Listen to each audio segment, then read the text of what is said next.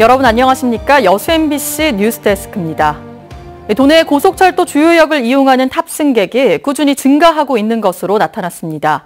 광주 전남연구원이 철도공사의 자료를 참고해 조사한 결과 최근 5년 동안 목포역 이용객은 596만여 명, 순천역 335만여 명, 여수 엑스포역은 251만여 명이었으며 이용객들은 목포역의 경우 마을버스나 시내버스를, 순천역과 여수 엑스포역은 택시를 주로 이용한 것으로 나타났습니다. 또 이용객 응답 분석 결과 연계 대중교통 불충분이 15.3%, 역산의 편의시설 부족이 14.4%, 주차 불편이 11.8% 순으로 조사됐습니다. 광양시가 학부모가 부담하는 민간 가정 어린이집 차액 보육료를 전액 지원합니다. 광양시는 무상보육 실현의 하나로 이달부터 민간 가정 어린이집에 다니는 만 3세에서 5세 유아를 대상으로 학부모가 부담하는 보육료 전액을 지원한다고 밝혔습니다. 민간 가정 어린이집에 다니는 유아는 해마다 전라남도에서 정한 수납 한도액 범위 내에서 정부 지원 보육료 외에 추가로 보육료를 납부해 왔습니다. 민선 6기 고흥군이 지역민들의 체육 활동을 지원하기 위해 기금 조성에 주력하고 있습니다. 고흥군은 지난 1992년부터 해마다 군비를 출연해 체육진흥기금을 적립하고 있으며 특히 올해는 본 예산의 3억 원과 제1회 추경에 10억 원을 추가하는 등 지금까지 총 39억 원의 기금을 조성했습니다.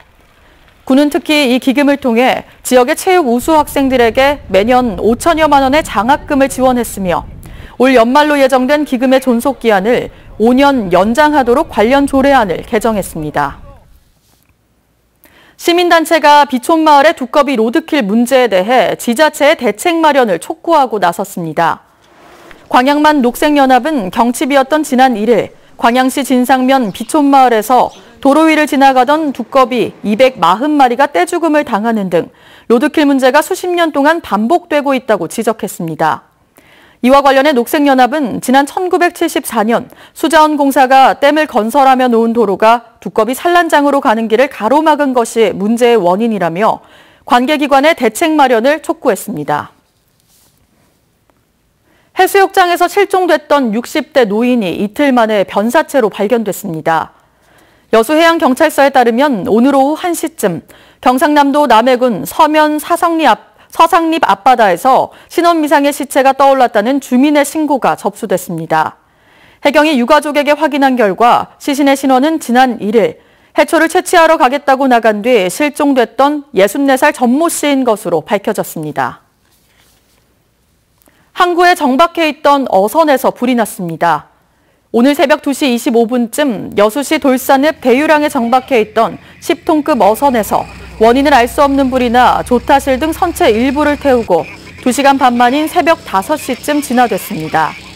여수해양경찰서는 사람이 없던 배에서 불이 시작된 것으로 보고 선장 등을 상대로 정확한 화재 원인을 조사하고 있습니다. 해외 매각에 반대하며 금호타이어 노조 지회장 2명이 고공농성에 들어갔습니다.